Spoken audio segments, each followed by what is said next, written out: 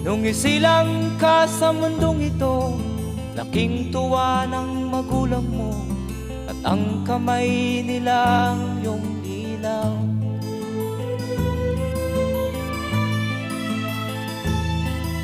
At ang nanay at tatay mo'y di malaman ang gagawin, minamasdan pati pagtulog mo.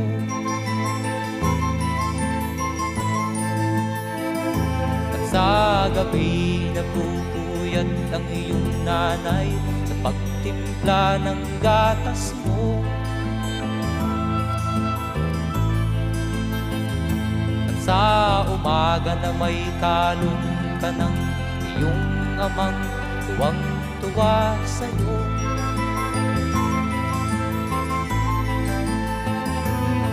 Ngayon nga ay malaki